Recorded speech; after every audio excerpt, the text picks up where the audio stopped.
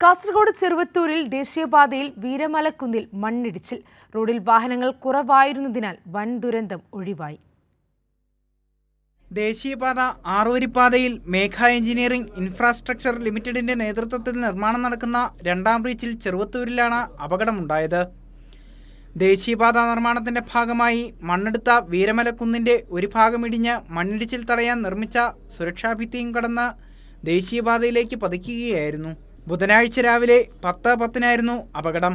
കാഞ്ഞങ്ങാട് നിന്നും കോടക്കാടേക്ക് കാറിൽ പോവുകയായിരുന്ന അധ്യാപിക സിന്ധു ഹരീഷിന്റെ കാറിന്റെ ഒരു ഭാഗത്തേക്ക് മണ്ണ് ഇരച്ചെത്തി. തൊട്ടടുത്ത ഹോട്ടലിലുണ്ടായിരുന്നവർ ഇടപെട്ട് ഉടൻ തന്നെ ഇവരെ രക്ഷപ്പെടുത്തി. അപ്പോഴത്തേക്ക് മണ്ണെണ്ണ നീക്കിയിട്ട് സൈഡിലേക്ക് കൊണ്ടുവന്നു. പിന്നെ സൈഡിലേക്ക് പോകാൻ നിന്നാല് കുഴിയാണ്. ഞാനപ്പോഴാണ് എഞ്ചിൻ ഓഫാക്കി എനിക്ക് ഇറങ്ങാനാവില്ല. മണ്ണായി.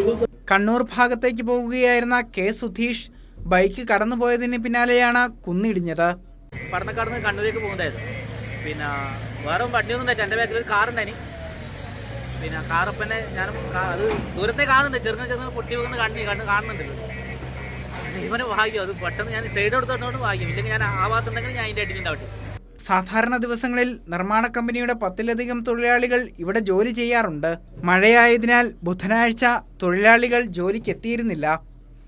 മണ്ണിടിച്ചിൽ സമയത്ത് ദേശീയപാതയിൽ വാഹനങ്ങൾ കുറവായിരുന്നതും ദുരന്തം ഒഴിവാക്കി. ഗതാഗത തടസ്സത്തെ തുടർന്ന് വാഹനങ്ങൾ മറ്റു ഭാഗങ്ങളിലൂടെ വഴിതിരിച്ചു വിട്ടു.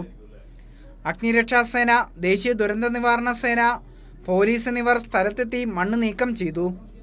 എം രാജഗോപാലൻ MLA, ജില്ലാ കളക്ടർ കെ ഇമ്പശേഖറും ജില്ലാ പോലീസ് മേധാവി വിജയ് ഭരത് റെഡ്ഡി തുടങ്ങിയവരും ജനപ്രതിനിധികളും സന്ദർശിച്ചു. ദേശീയപാത നിർമ്മാണത്തിനായി അനുവദിച്ച സ്ഥലത്ത് അശാസ്ത്രീയമായി മണ്ണെടുത്തതായി നേരത്തെ കണ്ടെത്തിയിരുന്നു.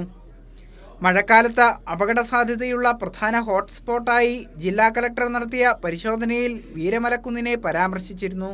ഡ്രോൺ പരിശോധനയിൽ കുന്നിൽ 4 ഭാഗത്ത് വിണ്ടുകീറൽ ഉള്ളതായി കണ്ടെത്തിയിരുന്നു.